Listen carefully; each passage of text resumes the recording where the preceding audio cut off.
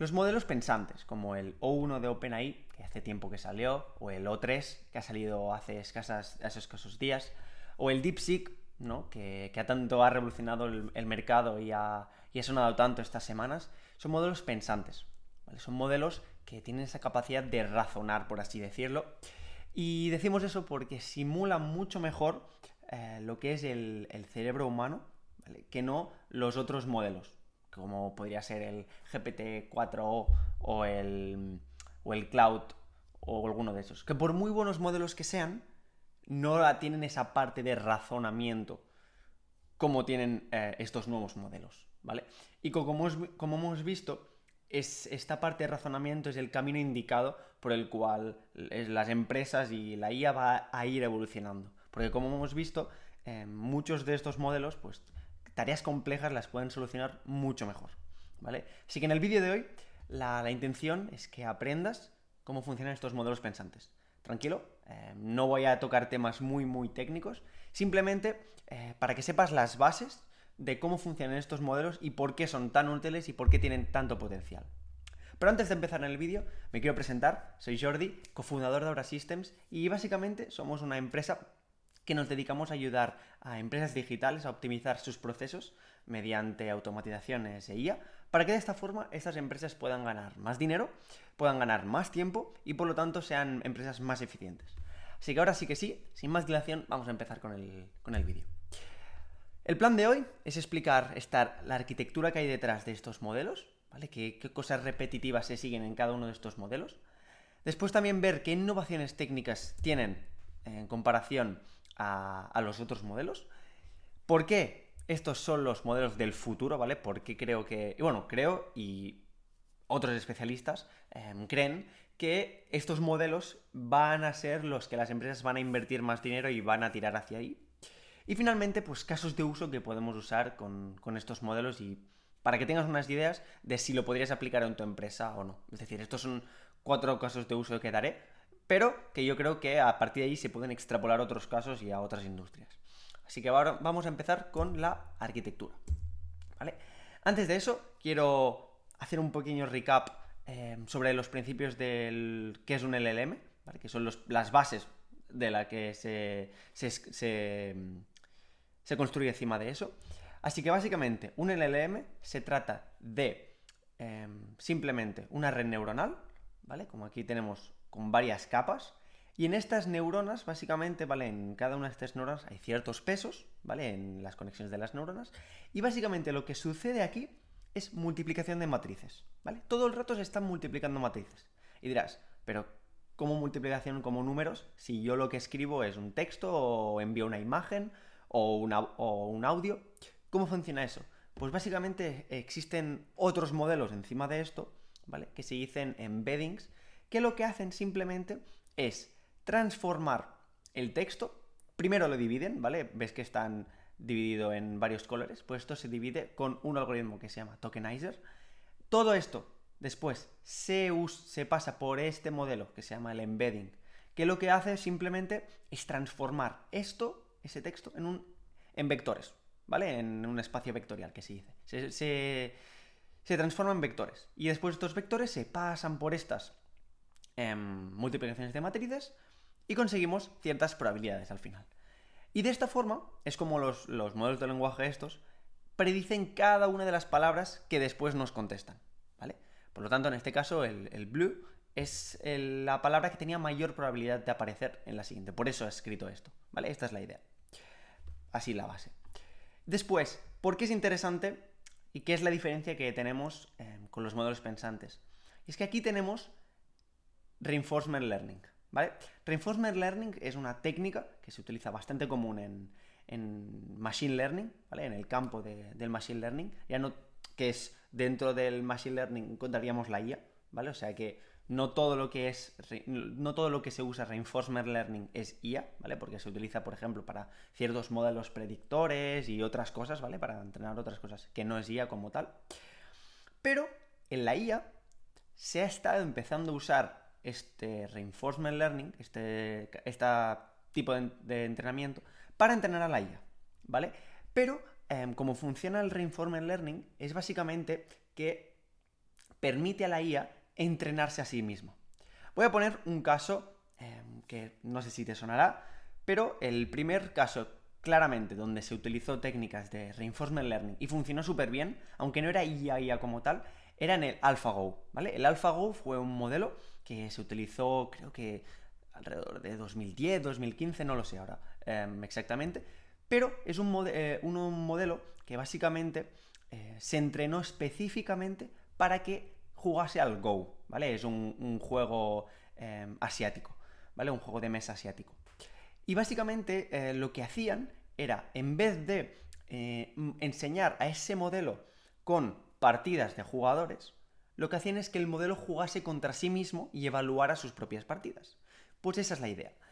Los modelos estos LLM, en vez de entrenarse solamente con los datos que tenemos en la web o ciertos datos que tienen en la base de datos las empresas, lo que hacen es que se entrenan a sí mismos. Es decir, obviamente van a necesitar estos datos para formar una base, pero después para terminar de construir y terminar de ser más efectivos, más buenos modelos, se terminan como entrenando a sí mismos y van ajustando los pesos, estos pesos, ellos mismos, ¿vale? Esta es la idea, por así decirlo. Es como que se entrenan a ellos mismos. Aquí, como expongo aquí, la idea es como que va evolucionando por sí solo.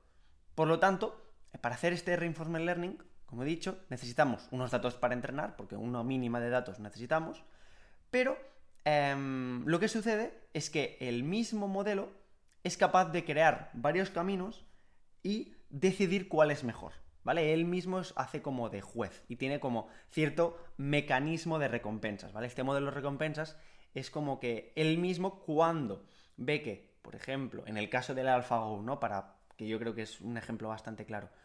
En el caso del AlphaGo, cuando el algoritmo ganaba una partida, pues recompensaba los movimientos y el favorecimiento de volver a tomar esas decisiones y esos movimientos, ¿vale? Para que vuelva a ganar la próxima vez, ¿vale? Y de esta forma es como solo se iba quedando y solo iba a seguir haciendo los movimientos que ganasen. Y los movimientos que no eran ganadores los iba como descartando. ¿Por cómo los descartaba? Pues básicamente los pesos eran más negativos, por así decirlo. Y finalmente tiene como cierta optimización de políticas, ¿vale? Cadena de pensamientos. Eso también es una cosa bastante interesante, que los modelos no pensantes más o menos se podía forzar, ¿vale? Pero aquí lo tenemos con todos los modelos pensantes, ya viene de por sí, ¿vale? Es ese think que sale, por ejemplo, en DeepSeek o en ChatGPT si tú pulsas para que te dé esa cadena de pensamientos. Y básicamente esto lo que hace es, primero, la cadena de pensamientos como tal, lo que permite es ver más o menos cómo va razonando el modelo. Por ejemplo, en DeepSeek sale súper claro, porque al ser un modelo open source, ¿vale? Que es decir, que es abierto al público totalmente, pues se ve que claramente expone todo lo que piensa. En cambio, el O1 y el O3 de OpenAI son modelos que el chain of thought, que se dice en inglés, la cadena de pensamientos, es un poco más difuminada, es decir, no expone allí claramente lo que va razonando, simplemente porque a OpenAI como empresa no le interesa, ¿vale? Mostrar exactamente cómo razona el modelo. Y es más, así como dato curioso, por ejemplo, ahora se está diciendo por las noticias, y hay varios rumores que dicen que DeepSeek usó los modelos pensantes, ¿vale? El O1, que en ese momento era el que estaba disponible, de OpenAI para entrenar a su modelo, ¿vale? Por eso OpenAI yo creo que tampoco le interesa y yo creo que lo va a capar aún más esa cadena de pensamientos que expone a los usuarios. Pero aparte de eso, lo interesante también de estos modelos pensantes es que tienen esta cosa de descomponer los problemas con pasos más pequeños, ¿vale? Tal y como haríamos nosotros, ¿no? Si tenemos un problema muy grande, por así decirlo, o una situación que tenemos que solucionar y que atacar, muchas veces es muy interesante dividir esa situación en distintos problemas, ¿vale? Poder dividir ese goal, por así decirlo, en distintos pasos y a partir de allí ir solucionando cada uno de los pasos, ¿vale? Aquí un caso súper claro y muy sencillo es pues esta operación matemática, ¿no? Pues primeramente va a hacer como lo hacíamos de pequeños. Básicamente, primero haríamos la multiplicación, sumaríamos, y después sumaríamos todo, ¿vale? Pues básicamente esa es la idea. Dividirlo en pasos intermedios y después la cadena de pensamientos también se refiere al hecho de, para repetir, básicamente mostrar lo que está pensando el modelo, ¿vale? Qué ideas se le están ocurriendo para solucionar el problema. Esa es básicamente la idea, ¿vale? No dejan de ser LLMs que se le han introducido técnicas de reinforcement learning, ¿vale? Vamos a ver innovaciones técnicas. Primero tenemos este ajuste de razonamiento donde nos permite poder como forzar al modelo a que razone más o menos. Por lo tanto, si por ejemplo forzamos, por así decirlo, al modelo a que razone más, pues el poder computacional, ¿vale?, va a subir más. Por lo tanto, vamos a necesitar un mejor ordenador, ¿vale?, mejores servidores, para poder ejecutar ese modelo. Ahora, si ese modelo lo capamos un poco para que piense lo justo, ¿vale? O a veces se va a perder cosas, obviamente, podemos, con menos poder computacional, conseguir los mismos resultados, ¿vale? Y por lo tanto, eso equivale a que tenemos respuestas mucho más rápidas. Otra cosa que es bastante interesante es que estos modelos, una cosa que tienen, que es eso, muy interesante, es la paralelización, ¿vale? Al final, estos modelos, al ejecutar todas estas matrices, ellos lo que hacen es, para los problemas, tienen una gran variedad de potenciales soluciones, ¿vale? Por lo tanto, tú le planteas una pregunta a uno de estos modelos y básicamente es como, en un momento, razona muchas opciones para solucionar ese problema. Y al final se queda con la mejor, y es la que a ti te expone. ¿Qué es interesante? Que claro, al primero ejecutarse con GPUs, que pueden ejecutar cosas altamente paralizables, permite que todas estas potenciales caminos a tomar para dar una solución correcta se puedan ejecutar a la vez, ¿vale? Y por lo tanto, se ejecutan todos los caminos a la vez, por así decirlo, todas las potenciales soluciones a ese problema a la vez, y escoge la mejor solución candidata, ¿vale? Es por eso que en muchos de estos problemas donde hace falta este razonamiento es muy interesante, porque claro, es como ponemos un laberinto. Pues al final el modelo va a ver de donde él está, va a ver todos los potenciales caminos que tiene desde donde él está, y cuando se quede estancado en un camino, simplemente lo que va a hacer es eliminar ese camino y va como a seguir en el otro, ¿vale? Y al que llega al final va a ser el camino que va a elegir a responderte, ¿vale?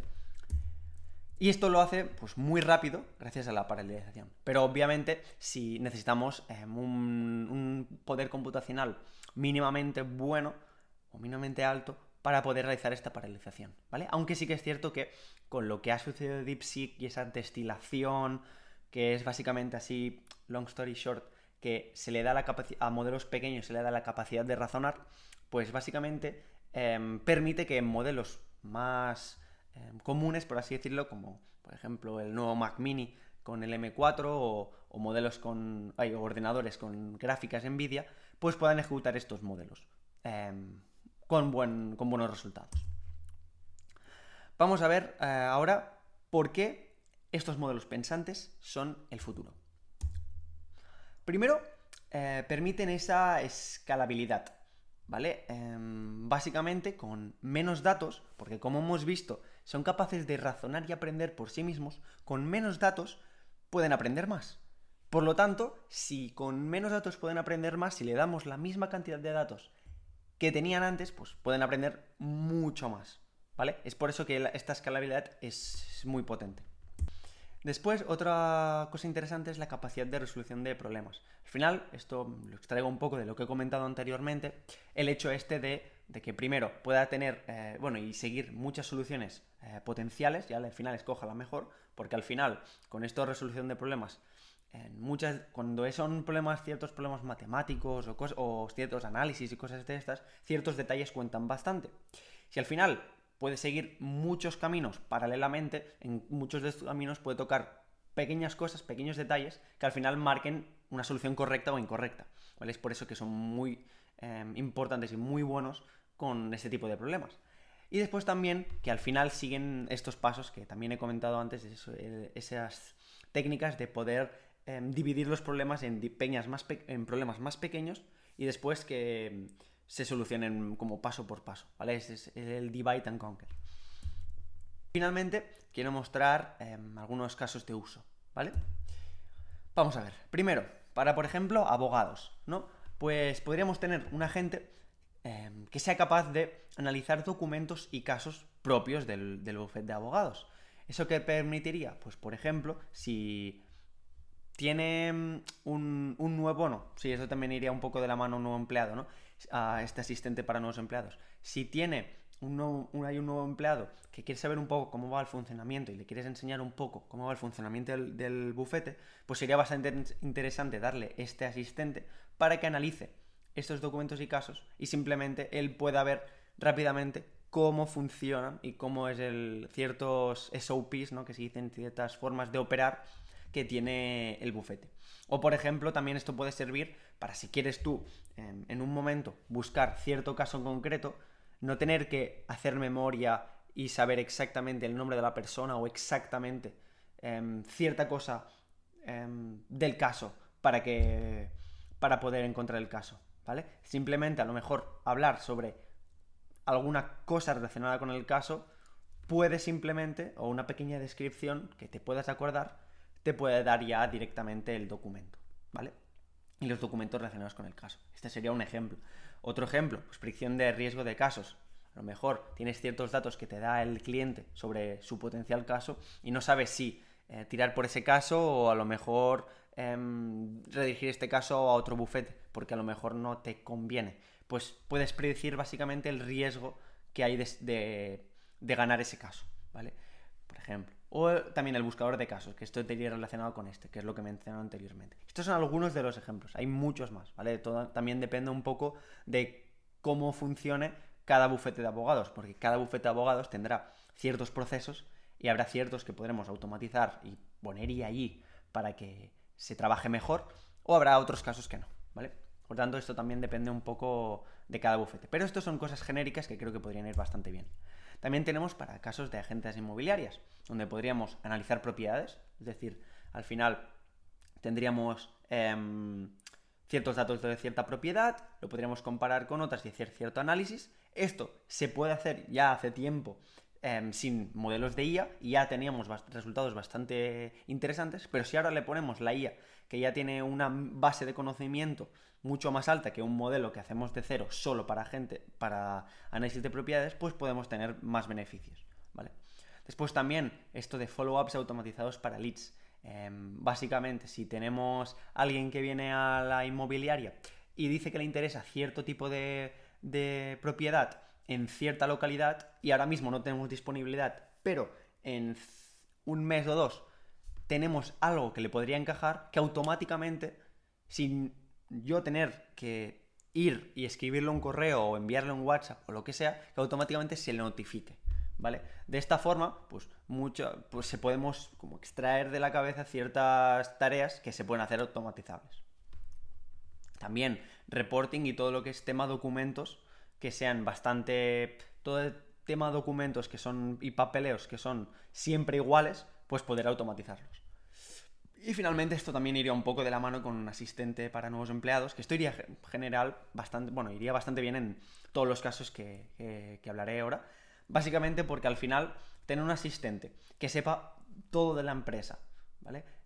Y que le pueda exponer y resolver dudas a nuevos empleados va a ir súper bien para que estos se puedan adaptar mejor al empleo. Y es más, eso no solo lo decimos nosotros, sino que simplemente puedes buscar papers, ¿vale?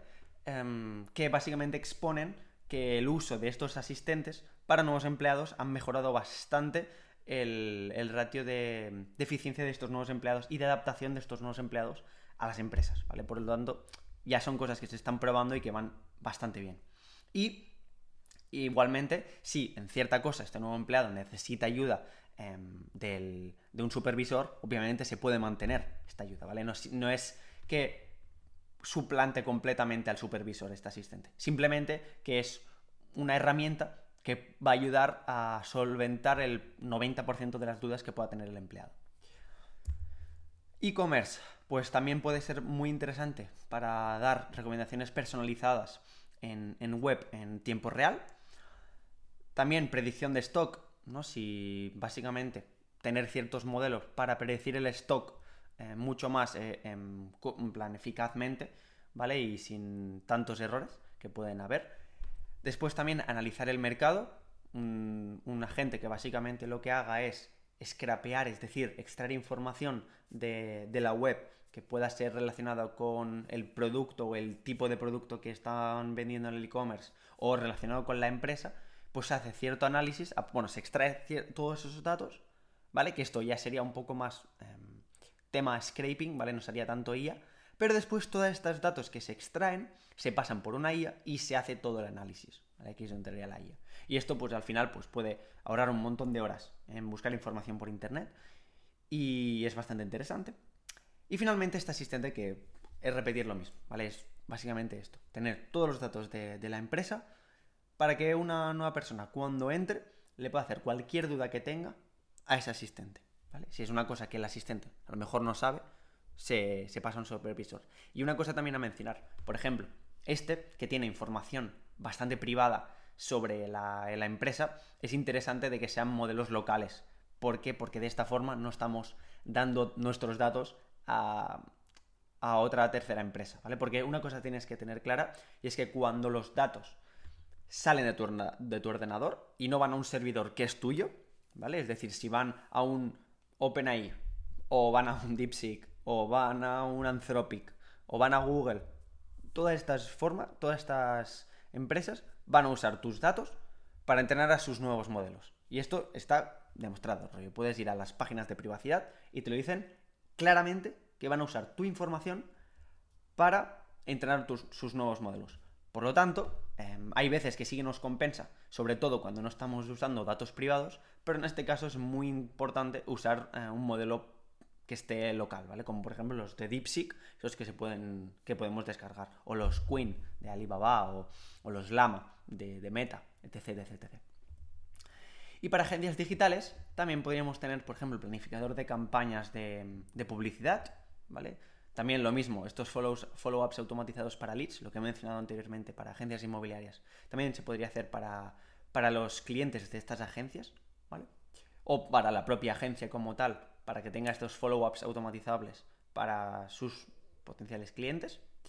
Después lo mismo del análisis del mercado, muy parecido al caso que he mencionado del e-commerce, ¿vale? En este caso a lo mejor sería también más en redes sociales. Y finalmente, creación de contenido, ¿no? Que esto más o menos se puede ya ir haciendo con propio ChatGPT o con otras herramientas, pero sí que es cierto que si tienes un modelo que está especializado en un tipo de creación de contenido o un tipo de copy que quieres que haga, lo puedes hacer básicamente una cosa que se dice fine tuning y también puedes utilizar otras estrategias para conseguir un modelo más preparado y que sea más específico a realizar esas tareas, ¿vale? Porque al final, sí, obviamente, ChatGPT te realiza con un buen prompt, te realiza muy buenos resultados, pero depende de en qué estás haciendo, pues puedes necesitar un plus, que es lo que te daría hacer un fine tuning, por ejemplo, ¿vale? Y eso ha sido todo por hoy. Nos vemos en el próximo vídeo. Chao.